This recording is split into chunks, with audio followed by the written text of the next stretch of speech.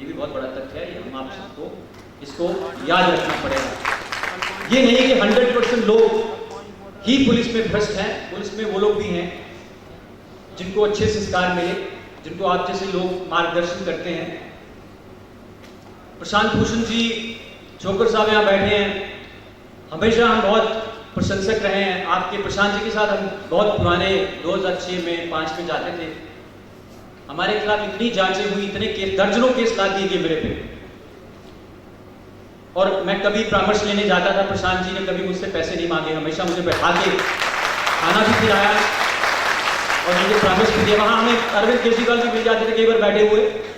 इस तरह की बातें हमारे दिमाग में भी बचपन से रही हैं कि समाज के लिए करना चाहिए। लेकिन मेरे पास एक हथियार था, मेरे पास एक टूल था कि मैं आईपीएस ऑफिसर था, सिस्टम में रह के मैं काम कर सकता था, तो मैंने सिस्टम में रह के काम किया, आज तक मैं कर रहा हूँ। उसके लिए मुझे बहुत बड़ा एक प्राइस देना पड़ा, नो डाउट। और आज तक मैं बताना चाहता हूं कि लगभग 2 दर्जन कोर्ट केसेस, 2 दर्जन इंक्वायरीज, जिसमें 5 बार मुख्यमंत्री की फाइल में लिखा गया कि तत्काल बर्खास्त कर दिया जाए, निलंबित कर दिया जाए। और कई बार तो बाबू ने मुझे सेव किया, बाबू ने लिखा कि ऐसा कोई भी तथ्य नहीं है जिससे कि इस तरह की कोई कदाचारता इसकी किसी प्रकार की इंगित होती हो।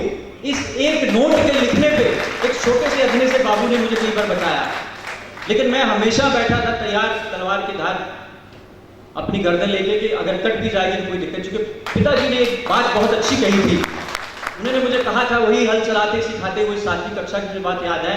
उन्होंने कहा था, बेटा गोली खा लेना लेकिन रिश्वत मत खाना कभी।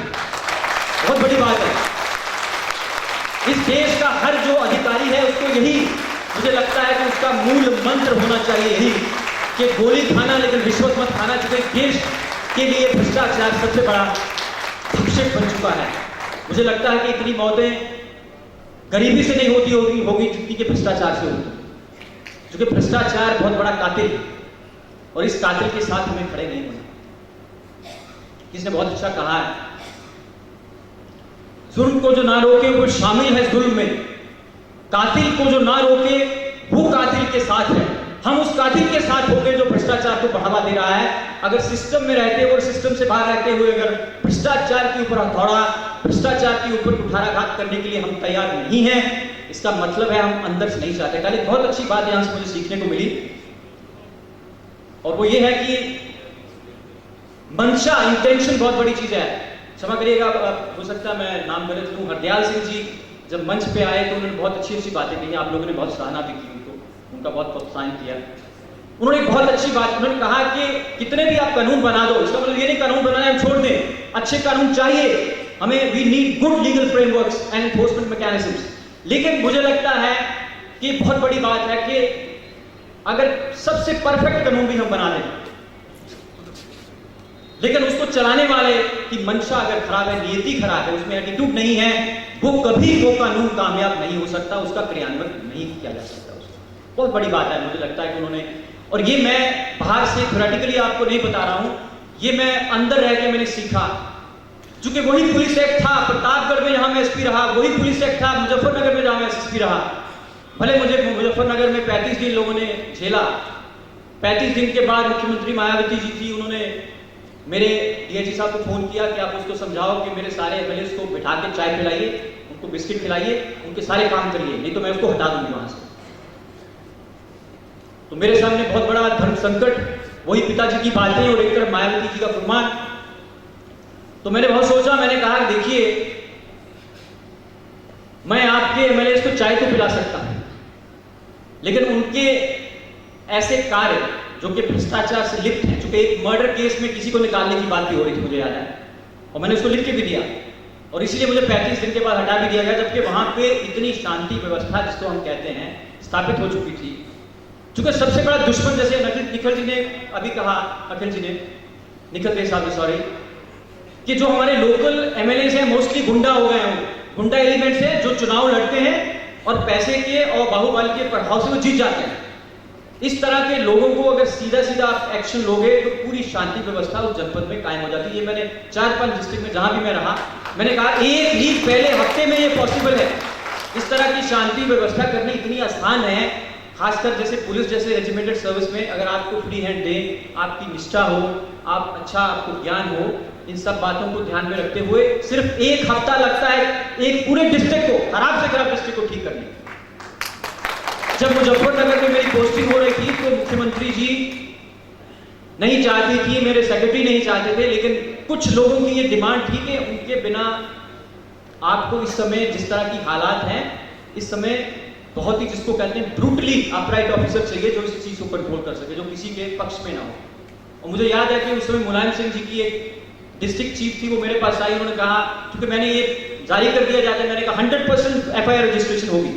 सबसे बड़ी जो मुश्किल होती है सामान्य व्यक्ति को पुलिस थाने में, वो कि उनका प्राथमिकी ही दर्ज नहीं की जाती, कंप्लेन लेके बेचारा घूम रहा, उसकी प्राथमिकी दर्ज नहीं की जाती। तो मैंने आपके थानेदारों को सबको बुला के मैंने कहा, देखो तुम लोग बदमाश हो, आधे तुम में से क्रिमिनल हो, और समझ लो कि जिस दिन तुमने प्राथमिकी रोक दी, अगर पहला एक ही चीज मैं आपको बता रहा हूं कि आपको हर प्राथमिकी को दर्ज करना, जिसमें भी कॉग्निजेबल ऑफेंस होता है, संज्ञेय अपराध होने की घटना घटित होती है, वो आप दर्ज करेंगे, ये अनिवार्य है, मैंडेटरी, और सेक्शन 154 सीआरपीसी यही कहता है।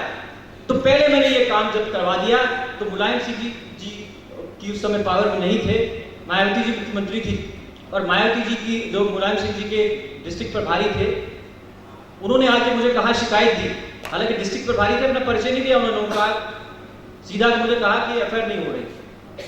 तो अब वो थानेदार को मैंने बुलाया, मैंने कहा कि जब एक ऑर्डर इशू हो गया, आपने एफआईआर क्यों नहीं की? कानून है इस देश का, ये आपके हाथ में कोई खिलवाड़ करने के खिलौना नहीं दे रखा। तो बहरहाल उनकी एफआईआर का बात जो मैं बताना ये चाहता हूं कि दूसरे दिन वो आई, उसने कहा कि असल में मैं आपको पूरी बात नहीं बता पाई, मैंने मुलायम सिंह जी से बात की थी, उन्होंने कहा कि उनको मैंने कहा कि इस तरह मेरी एफआईआर नहीं हो रही, इसने ट्रक मेरा रख लिया है, कुछ इंश्योरेंस की बात थी, क्या थी। तो उन्होंने कहा कौन एसएसपी, मैं बोल देता हूं। तो उस महिला ने मुलायम सिंह जी को बताया कि वहां कोई नए ऑफिसर आए हैं, जसवीर सिंह साहब। तो उन्होंने कहा कि वो किसी का नहीं है, तुम जाओ, काम हो जाएगा। फिर वो किसी का नहीं है, वो गुस्से में कहा हो। और इसी तरह मुझे याद है कि मेरे एक सेक्रेटरी थे जो मेरे लिए लड़े, एक ही आईएएस ऑफिसर है जो मेरे लिए जिन्होंने स्टैंड किया, मिस्टर विजय शंकर पांडे, उनके लिए जोरदार तालियां होगी। लोग बहुत सी बातें उनके बारे में कहते हैं, लेकिन मैंने पूरी जिंदगी में अगर एक आईएएस ऑफिसर ने मुख्यमंत्री को कहा कि ये लड़का हीरा है, इसको आप क्यों नहीं लगाते, तो मुख्यमंत्री मायावती जी ने कहा कि हीरे को मैं चाटूं, ये मेरा कुछ काम ही नहीं करता। तो पांडे जी अपना मुंह लेके बाहर आ गए, मुख्यमंत्री जी के ऑफिस में तैनात थे। उसके बाद उन्होंने एक और गुजारिश की मुख्यमंत्री जी से कि इसको कोई नहीं ले रहा है, तो मैं क्या इसको अपने साथ अटैच कर लूं? तो उन्होंने कहा कि पांडे जी फिर मत कहना, ये तुम्हारी बात भी नहीं मानेगा, फिर मेरे पास मत आना बोलने के लिए।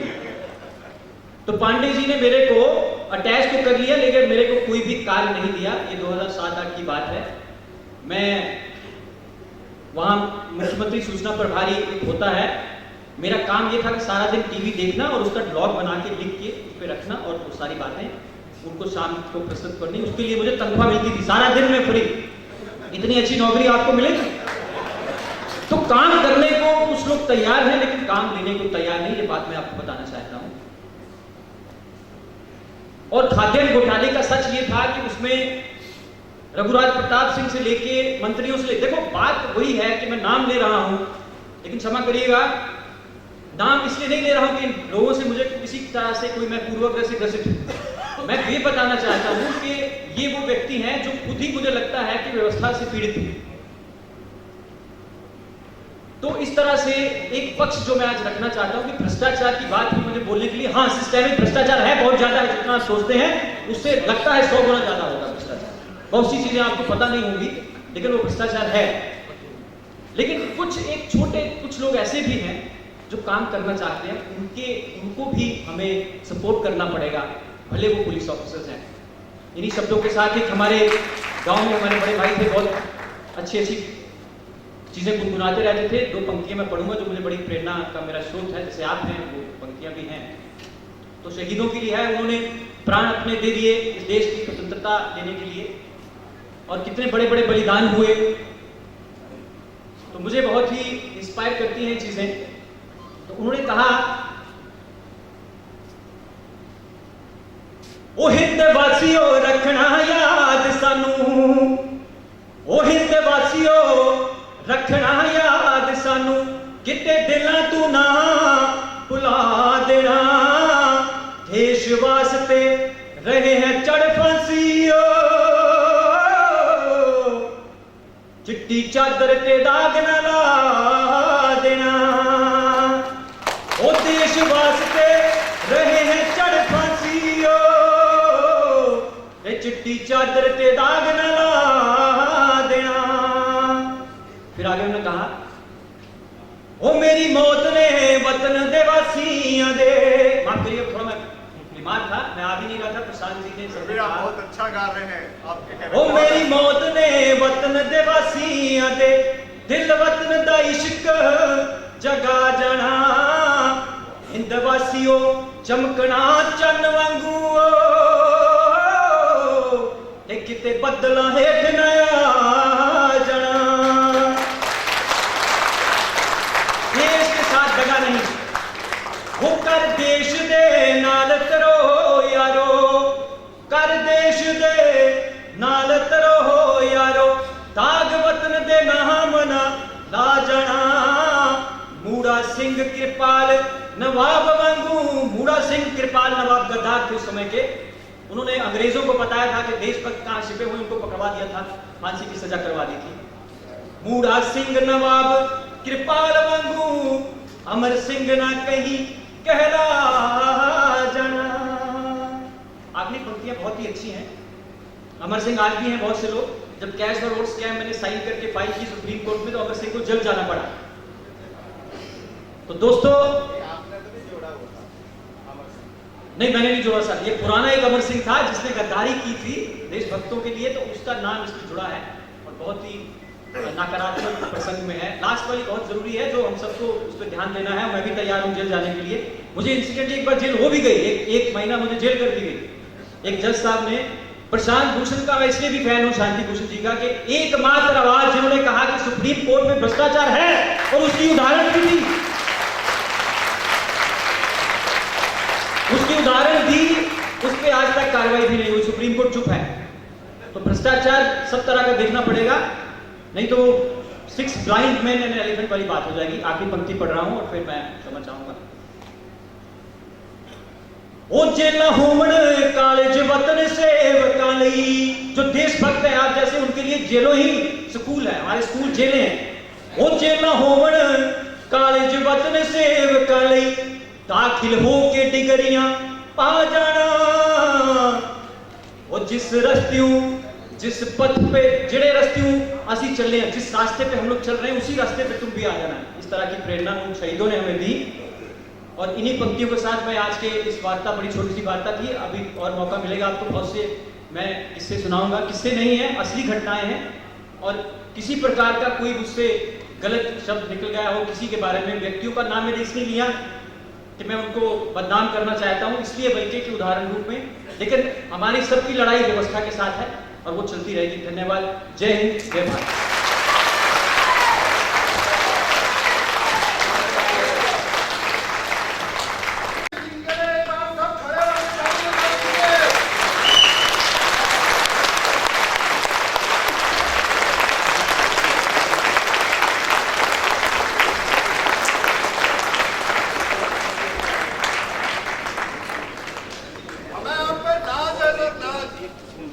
जसवीर जी, तुसी ग्रेट हो। आपके लिए 2-3 लाइनें मैं भी कहूंगा। मुद्दई वही, मुंसिफ वही, सहर उनका, जाहिर है गुनाह मेरा ही होगा। और एक लाइन बहुत फिट बैठती है, बुद्ध हमको कहे काफिर, अल्लाह की मर्जी है। अपराधीकरण है, वो बहुत बड़ा मुद्दा है, लेकिन अपराधीकरण क्यों है? क्योंकि उन्हें बलिदान नहीं लिफाफा चाहिए, बलिदान नहीं लिफाफा चाहिए।